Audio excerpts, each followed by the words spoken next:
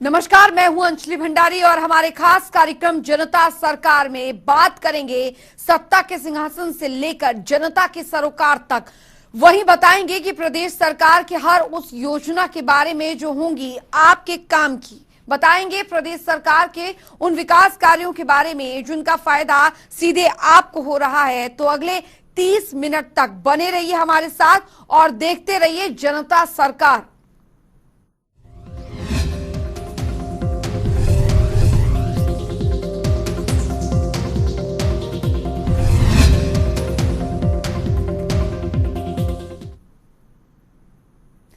तो हरियाणा के राज्यपाल बंडारू दत्तात्रेय ने किशोरों में आपराधिक प्रवृत्ति को रोकने में मददगार Parker Beverly and the trail of six checks नामक पुस्तक का विमोचन किया। ये पुस्तक युवा लेखक मास्टर आपको बता दें कि पनव बाली ने लिखी है। रिपोर्ट देखिए।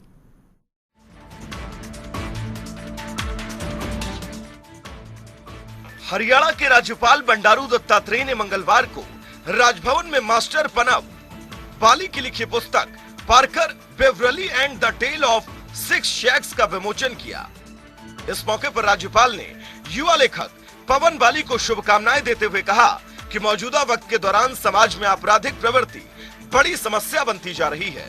ऐसे में इस विषय पर किताब लिखना सराहनीय कदम है और पवन बाली इसी तरह साहित्य के क्षेत्र में समाज को नई रोशनी दे। मैं जो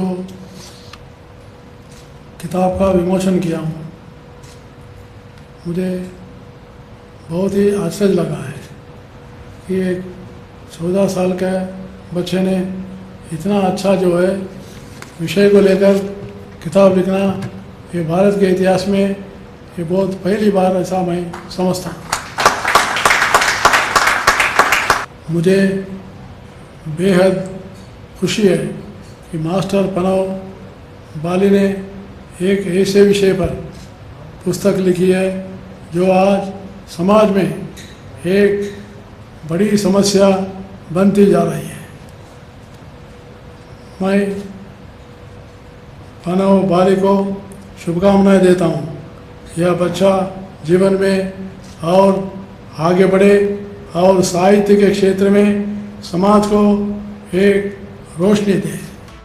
वहीं उन्होंने कहा कि पुस्तक में आपराधिक प्रवृत्ति से किशोरावस्था के बच्चों को कैसे बचाया जा सकता है, इस बारे में विस्तार से बताया गया है।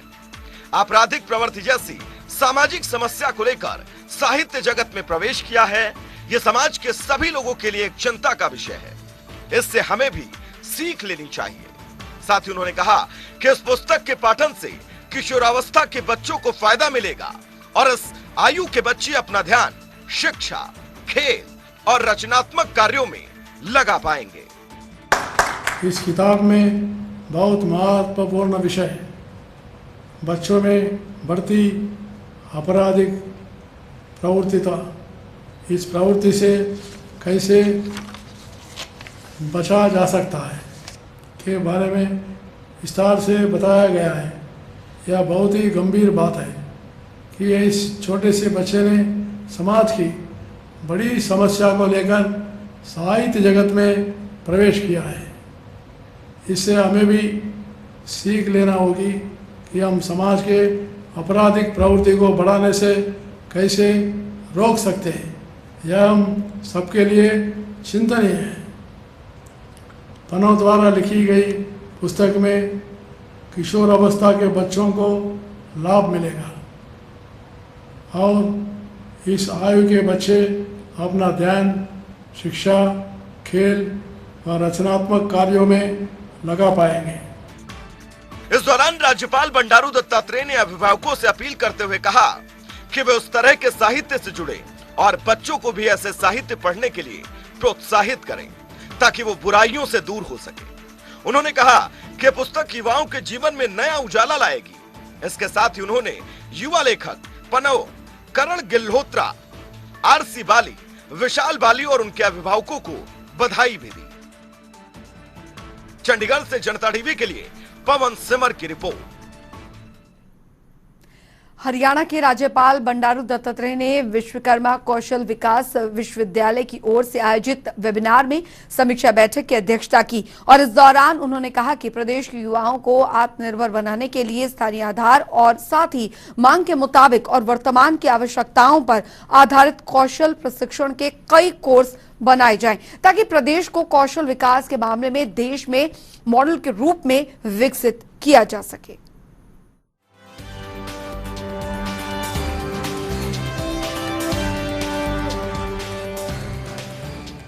चंडीगढ़ में मंगलवार को श्री विश्वकर्मा कौशल विकास विश्वविद्यालय की ओर से एक वेबिनार का आयोजन किया गया, जिसकी अध्यक्षता करते हुए हरियाणा के राज्यपाल बंडारू दत्तात्रेय ने कई मुद्दों की समीक्षा की। इस मौके पर उन्होंने कहा कि ऐसे कौशल प्रशिक्षण कार्यक्रम तैयार किए जाएं, जो युवाओं को आईटीआई से आईआईटी की ओर ले जाने वाले हो और उनकी प्रमोशन स्किल को भी बढ़ाया जाए और उनका विस्तार उद्योग लाइन तक हो। उन्होंने कहा कि ऐसे कार्यक्रम अल्पावधि के भी बनाए जा सकते हैं, जिसमें 2/3 कार्य प्रैक्टिकल होना जरूरी हो। साथ ही उन्होंने कहा कि जर्मनी, ऑस्ट्रेलिया, साउथ कोरिया जैसे अन्य देशों के साथ एमओयू साइन किया जाए ताकि ज्यादा से ज्यादा युवा विदेशों में भी शिक्षा ग्रहण कर सके। राज्यपाल ने श्री विश्वकर्मा कौशल विकास विश्वविद्यालय की स्थापना को लेकर सरकार को बधाई देते हुए कहा कि ये बहुत ही सराहनीय काम है, जिसकी हरियाणा ने देश भर में पहल की। उन्होंने कहा कि मांग के मुताबिक प्रशिक्षण को शॉर्टलिस्ट करके उन्हें अभियान के रूप में चलाएं। लघु एवं सूक्ष्म उद्योग के रूप में प्रदेश के 140 खंडों में क्लस्टर बनाना भी जरूरी कार्य है। इन क्लस्टरों में एसी वर्ग के युवाओं को रोजगार के साथ साथ उद्यम स्थापित करने में भी आगे लाया जाए। इससे खंड स्तर पर युवाओं को रोजगार के साथ साथ स्वरोजगार के अवसर भी उपलब्ध होंगे। वहीं उन्होंने कहा कि इन क्लस्टरों को खंड स्तर पर अन्य विभाग के साथ लिंक करें और नियमित रूप से कैरियर काउंसलिंग भी चलाएं। इसके लिए जिला स्तर पर रोजगार परामर्श केंद्र स्थापित किए जाएं।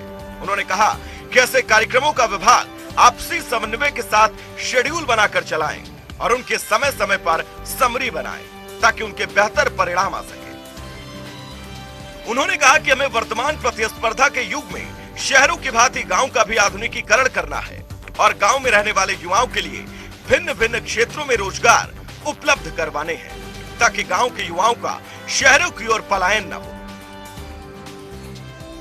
इस मौके पर राज्यपाल बंडारू दत्तात्रेय ने कहा कि ग्रामीण क्षेत्रों के युवाओं में बहुत क्षमता है और स्वरोजगार के क्षेत्र में अपार संभावनाएं।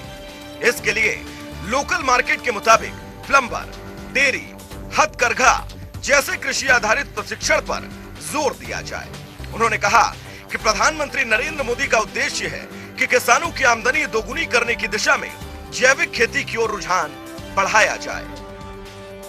राज्यपाल ने कहा कि प्रदेश में जो उद्यम स्थापित करने के लिए आगे आ रहे हैं, उनका उद्योग स्थापित करने में पूरा सहयोग करें। वित्तीय समावेश में ग्रामीण आजीविका मिशन के साथ हॉस्पिटैलिटी को शामिल किया जाए। इस क्षेत्र में महिलाएं बढ़ चढ़कर हिस्सा ले सकती हैं, इसलिए स्वयं सहायता समूहों की भी सहायता ली जाए और इनके लिए मार्केटिंग की सुविधा बढ़ाई जाए। उन्होंने कहा कि ग्रामीण स्तर पर रोजगार मेले लगाए जाएं और इनमें ज्यादा से ज्यादा उद्यमियों को जोड़ युवाओं को रोजगार दिलवाया जाए। ब्यूरो रिपोर्ट, जनता टीवी। उधर किसान आंदोलन और साथ ही किसानों के मुद्दे पर हरियाणा के मुख्यमंत्री मनोहर लाल ने पंजाब के मुख्यमंत्री कैप्टन अमरिंदर के ट्वीट कर एक के बाद एक 8 सवाल किए हैं। सीएम मनोहर लाल ने हरियाणा में चल रही किसान हित की योजनाओं का सिलसिलेवार जिक्र करते हुए कैप्टन अमरिंदर से पूछा है कि अब बताएं कि किसान विरोधी कौन है।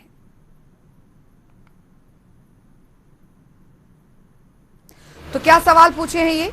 पंजाब एमएसपी पर कितनी फसल खरीदता है? पंजाब किसानों को क्या प्रोत्साहन राशि दे रहा है? ये वो 8 सवाल। भुगतान में देरी पर कितना ब्याज देता है पंजाब, जो कि मुख्यमंत्री मनोहर लाल ने पूछे हैं ट्वीट कर। पंजाब के मुख्यमंत्री से चावल की सीधी बुआई की प्रोत्साहन राशि कितनी देता है पंजाब? पराली प्रबंधन के लिए कितनी प्रोत्साहन राशि पंजाब में दी जाती है? आंदोलन के बाद ही हरियाणा से बराबरी क्यों पंजाब की तरफ से की जा रही है? बागबानी किसानों को प्रोत्साहन राशि कितनी? और आखिरी सवाल, सिंचाई के लिए कितनी प्रोत्साहन राशि पंजाब देता है?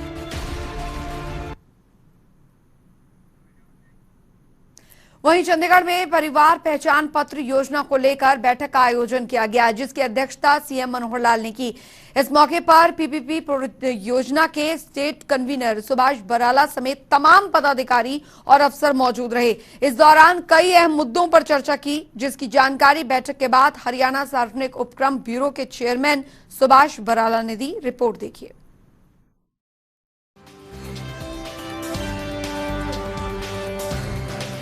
चंडीगढ़ में हरियाणा सरकार की ओर से परिवार पहचान पत्र को लेकर बैठक का आयोजन किया गया, जिसकी अध्यक्षता मुख्यमंत्री मनोहर लाल ने की। बैठक हरियाणा निवास में हुई, जहां बैठक में पीपीपी योजना के स्टेट कन्वीनर सुभाष बराला भी मौजूद रहे। वहीं प्रदेश के तमाम जिलों से पीपीपी को लेकर काम कर रहे पदाधिकारी भी शामिल हुए। वहीं बैठक के बाद हरियाणा सार्वजनिक उपक्रम ब्यूरो के चेयरमैन सुभाष बराला ने जानकारी दी। उन्होंने बताया कि सरकार गरीब कल्याण की योजनाओं को लेकर निचले स्तर पर उसका लाभ पहुंचे, इस काम में लगी हुई है। आज की बैठक में इस तरह की जितनी भी योजनाएं जो चल रही है, उनका लाभ पात्र व्यक्ति हैं उस तक पहुंचे, इस पर चर्चा की गई है। और सरकार के साथ साथ संगठन ने भी इस काम के लिए एक बड़ी टीम लगाई हुई है। देखिए, भारतीय जनता पार्टी की हरियाणा सरकार मुख्यमंत्री मनोहर लाल जी के नेतृत्व में जितनी भी गरीब कल्याण की योजनाएं हैं, गरीब उत्थान की योजनाएं हैं, उनका लाभ निचले स्तर पे ठीक प्रकार से कैसे पहुंचे, इस काम में लगी हुई है। और आज की जो हमारी बैठक है, उसमें इस तरह की जितनी भी योजनाएं सरकार द्वारा संचालित हैं, उनका लाभ जो पात्र व्यक्ति है उस तक ठीक प्रकार से और बिना देरी के कैसे पहुंचे, इस उद्देश्य को लेकर के ये बैठक बुलाई थी। और एक बड़ी टीम इस काम में भारतीय जनता पार्टी ने अपनी तरफ से भी लगाई है, ताकि आम लोगों को जिन विषयों की जानकारी नहीं होती, उन विषयों की जानकारी जाकर के दें, वो व्यक्तिगत भी दें और वो समूह में भी दे सकते हैं। वहीं उन्होंने कहा कि परिवार पहचान पत्र बड़ी संख्या में लोगों ने बनवा लिया है। जिन लोगों ने परिवार पहचान पत्र नहीं बनवाया है, उनको प्रेरित किया जाए। इसको लेकर आज की बैठक में चर्चा हुई है। परिवार पहचान पत्र के बाद जिन गरीब लोगों की पहचान हो गई, उनको सरकार की योजनाओं का लाभ मिलेगा। और जहां तक परिवार पहचान पत्र की बात है, हमारे आसपास हमें देखने को मिलता है कि बहुत सारे लोग, वैसे तो बड़ी संख्या में अब लोगों ने परिवार पहचान पत्र बनवा लिया है, लेकिन बहुत सारे लोगों ने परिवार पहचान पत्र नहीं बनवाया है। ऐसे लोगों को भी परिवार पहचान पत्र बनवाने के लिए प्रेरित करें, ताकि उनको भी, क्योंकि सरकार की तरफ से एक सिस्टम जो बनाया गया है, जिसमें ऐसे पात्र लोगों को परिवार पहचान पत्र के माध्यम से जिनकी पहचान होगी, उनको लाभार्थी योजना में डाला जाएगा। तो इसमें भी जितना जल्दी परिवार पहचान पत्र लोगों का बनेगा, उतना जल्दी वो पात्र जो भी उसमें से लोग हैं वो सूचीबद्ध होंगे। वहीं सुभाष बराला ने कहा कि परिवार पहचान पत्र से कोई भी डाटा लीक नहीं होगा, ये यूनिक चीज है और विपक्ष जैसी बात कर रहा है, ऐसा इससे कुछ नहीं होगा। देखिए, ये एक अपने आप में एक यूनिक सिस्टम है और मुझे नहीं लगता कि जो विपक्ष बात कह रहा है उसमें कहीं कोई तथ्य है। आज जिस प्रकार के डेटे की बात विपक्ष कर रहा है, उस प्रकार का डेटा इससे पहले भी जब लोग चुनाव लड़ते हैं, अपने अपने तरीके से बूथ के हर परिवार के हर सदस्य का डेटा उन लोगों के पास होता है कि किस परिवार में कितने सदस्य हैं, कितने वोटर हैं। तो मुझे नहीं लगता कि इसमें कहीं कोई नई बात लोगों के सामने आएगी। पुरानी बातें वही इसके माध्यम से जनता के सामने आएंगी। इसके साथ ही उन्होंने दिल्ली हरियाणा के बॉर्डर पर चल रहे आंदोलन पर कहा कि पंजाब में कांग्रेस पार्टी के पूर्व प्रदेश अध्यक्ष सुनील जाखड़ ने खुद माना था कि आंदोलन को हरियाणा की तरफ कैप्टन अमरिंदर सिंह की चतुराई से शिफ्ट कर दिया गया। और इस बात को सुनील जाखड़ ने खुद स्वीकार किया है और उन्होंने ये काम किया है। देखिए, पंजाब के लोग जो भी कह रहे हैं वो मुझे लगता है कि अगर हम ये घटनाक्रम को देखेंगे, जब पंजाब के कांग्रेस पार्टी के अध्यक्ष की ताजपोशी हुई थी सिद्धू साहब की, उसमें उनके पूर्व अध्यक्ष पंजाब के जाखड़ साहब ने मंच से एक बात कही थी कि ये कैप्टन साहब की चतुराई है कि इन्होंने चतुराई से जो आंदोलन आज पंजाब में होना था उसको हरियाणा और दिल्ली में शिफ्ट किया। ये हम लोग जो बात कह रहे हैं या मुख्यमंत्री जो बात कह रहे हैं वो उन लोगों ने जो स्वीकार की है, खुद से स्वीकार की और जो उन्होंने किया है, वही बात केवल हम लोग दोहरा रहे हैं। इसलिए पंजाब के लोग पता नहीं उनका नज़दीक चुनाव है, इस चुनाव में उनकी जो संभावित हार है शायद इसकी बौखलाहट में या कोई और कारण, मुझे लगता है इनकी जिस प्रकार की अंदरूनी जो सिर्फ फुटबॉल आजकल पंजाब के अंदर चल रही है कैप्टन अमरिंदर सिंह और उनके पार्टी के कैप्टन के बीच में, मुझे लगता है इस प्रकार की जो घटनाएं उनके अंदरूनी हो रही है उसी का ही परिणाम है। वहीं जलियांवाला बाग में हुए नवीनीकरण को शहीदों का अपमान बताने वाले कांग्रेस के पूर्व अध्यक्ष राहुल गांधी के बयान पर सुभाष बराला ने कहा कि जो स्थान है उसका रिनोवेशन किया गया है, उसको ठीक ठाक किया गया है। उस समय के जितने चिन्ह थे वो आज भी हैं। पुराने जो जितने भी स्थान हैं उनको संरक्षित किया गया है और उस जगह को सजाया संवारा गया है। चंडीगढ़ से जनता टीवी के लिए पवन सिवर की रिपोर्ट। वहीं चंडीगढ़ में हरियाणा के शिक्षा मंत्री कृपाल गुर्जर से जनता टीवी ने खास बातचीत की और इस दौरान उन्होंने जानकारी देते हुए बताया कि हरियाणा में 1 सितंबर से 4वीं और 5वीं क्लास के स्कूल खुल रहे हैं, लेकिन इस दौरान कोविड नियमों का पालन किया जाएगा। और इसके साथ ही उन्होंने कहा कि अगर किसी भी तरह से कोविड-19 के मामले बढ़ते जैसी स्थिति बनती है तो फिर स्कूलों को तुरंत बंद कर दिया जाएगा। समय के बाद अब 4वीं और 5वीं क्लास के यानी प्राइमरी स्कूल जो है वो सरकार ने खोलने का फैसला किया है। 1 सितंबर यानी कल बुधवार से प्राइमरी स्कूल खुल रहे हैं। 4वीं 5वीं क्लास को फिलहाल जो है वो खोला गया है। मेरे साथ इन मुद्दों पर बात करने के लिए हरियाणा के शिक्षा मंत्री कृपाल गुर्जर हैं। सर, स्कूल खोलने का फैसला हुआ है प्राइमरी स्कूल में, फिलहाल 4वीं और 5वीं क्लास के लिए स्कूल खोला जा रहा है। कब से स्कूल खुल रहा है सर और क्या तैयारी है? देखिए, कल से स्कूल शुरू हो जाएंगे 4वीं और 5वीं के। 6ठी से 12वीं के हमने पहले से खोल दिए और बहुत ठीक से चल रहे, कोई इस प्रकार की समस्या नहीं है। अब तक कुल मिला के 6 बच्चे पॉजिटिव मिलेंगे। हम पूरी तरीके से चेक करके ही बच्चों को अंदर जाने दे रहे हैं, उनका टेम्परेचर चेक कर रहे हैं और जो भी चाहे फिजिकल डिस्टेंस की बात है वो भी है और एक कमरे में 20 से ज़्यादा बच्चे नहीं बिठाते हम, और मास्क लगाने की बात है, चाहे सैनिटाइज करने की बात है। हमने सभी स्कूलों को इसके लिए धनराशि भी दे दी सैनिटाइज करने के लिए। तो ठीक तरीके से सारा हमारा सिस्टम चल रहा है और मुझे पूरी उम्मीद है कि इसी प्रकार से आगे भी चलता रहेगा। आज हमने जो 2 नई क्लासें शुरू करी 4वीं और 5वीं, तो इसमें भी उसी प्रकार से ठीक से चलेगा और उसमें हमारा कोई दबाव नहीं है। अभिभावक अगर संतुष्ट है तो बच्चे को भेजें, अगर उनको लगता है कोई मतलब उनके मन में कुछ दुविधा है तो वो भले ही बच्चे को ना भेजें। ऑनलाइन एजुकेशन हम दे ही रहे हैं, तो ऑनलाइन अगर वो लेना चाहते हैं तो ऑनलाइन लें और अगर प्रत्यक्ष वो स्कूल में आके शिक्षा ग्रहण करना चाहते हैं तो आए। सर, जो अभिभावक है या स्कूल के जो आपके शिक्षक हैं, इस माहौल में जो कोविड पूरा जो है वो चल रहा था, अभी तमाम जो मामले हैं वो एक तरह से यूँ कह सकते हैं कि स्थिति जो है वो ठीक है, मतलब मामले जो हैं वो घटे हैं और कोविड की अब कोई ऐसी स्थिति नज़र नहीं आ रही कि कोई डर जैसी बात हो। ऐसे में आपकी अपील क्या है अभिभावकों से भी, आपके आदेश क्या है शिक्षकों के लिए, पूरे शिक्षा विभाग के लिए? देखिए, एक तो हम सभी बच्चों को का वैक्सीनेशन करने जा रहे हैं और लगभग मेरे ख्याल से काफ़ी वो हो चुका है, तो एक तो उस दृष्टि से सुरक्षित है। अभिभावकों से भी मैं ही कहना चाहूँगा कि बिल्कुल बच्चे सुरक्षित हैं।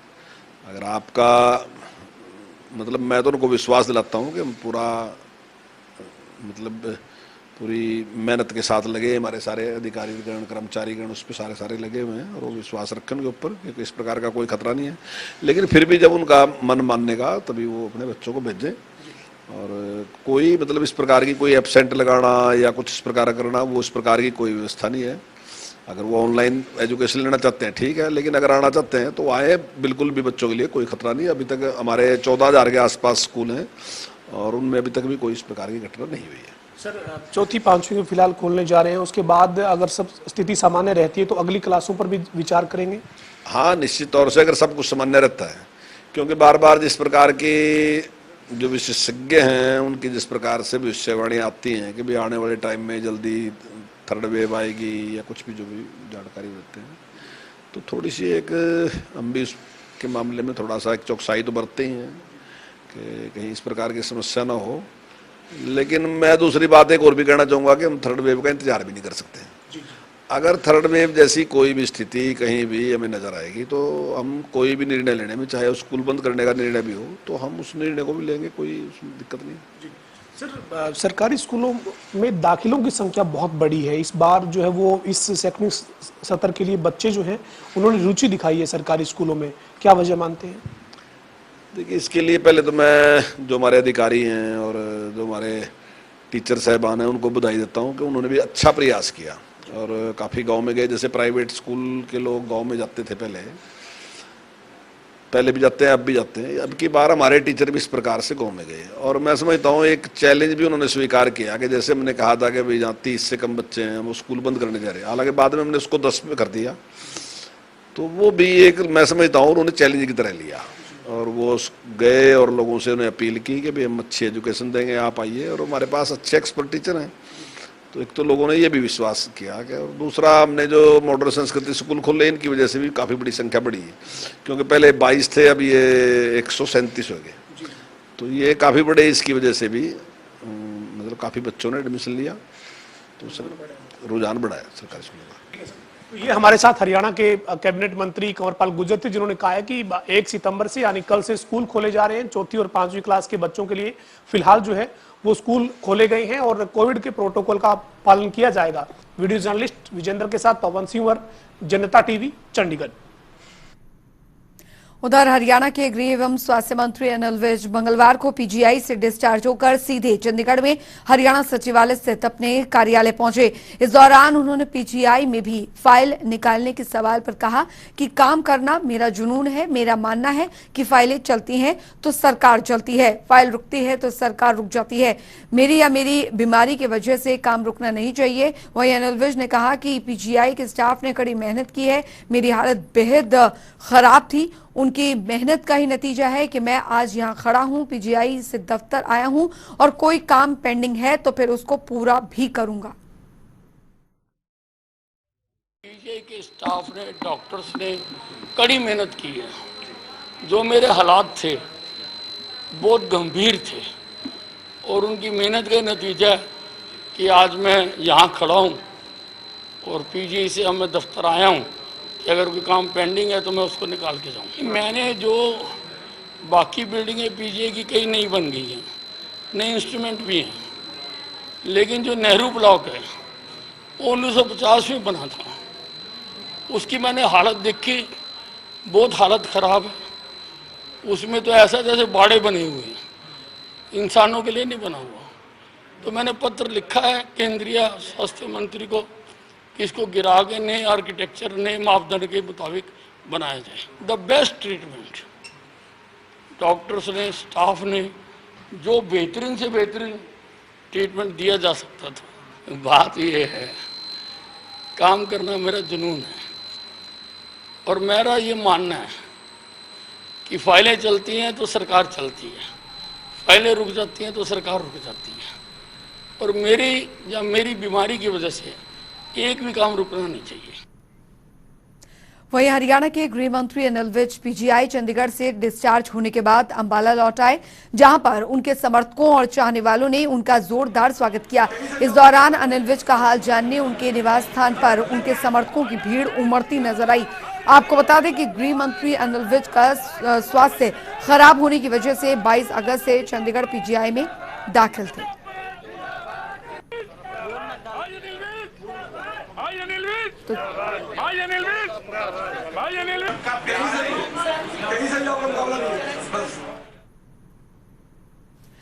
वहीं हरियाणा के मुख्यमंत्री मनोहर लाल 1 सितंबर यानी कि बुधवार को ऑटो अपील पोर्टल लॉन्च करेंगे, जिसके जरिए सेवा का अधिकार आयोग के तहत निर्धारित समय से सेवा दी जाएगी। और ये कार्यक्रम चंडीगढ़ के हरियाणा निवास में सुबह 11 बजे होगा, जहां तमाम मंत्रीगण और अधिकारी मौजूद रहेंगे।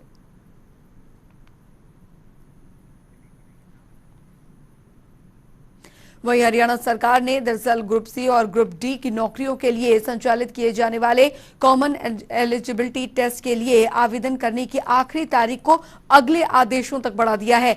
ऐसे में तब तक हरियाणा कर्मचारी चयन आयोग का पोर्टल www.onetimeregistration.haryana.gov.in खुला रहेगा।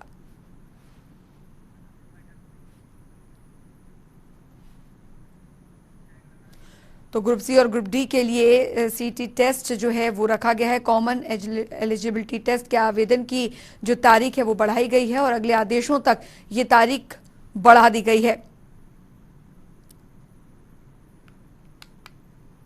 तो बता दें कि कॉमन एलिजिबिलिटी टेस्ट के लिए जो अगले आदेशों तक इसकी जो तारीख है वो बढ़ा दी गई है। जानकारी आपको दे दें, ग्रुप सी और ग्रुप डी के लिए सीटी टेस्ट जो है उसकी तारीखों को जो आखिरी तारीख है उसे बढ़ाया गया है। ऐसे में तब तक हरियाणा कर्मचारी चयन आयोग का जो पोर्टल है आप वो खुला रहेगा।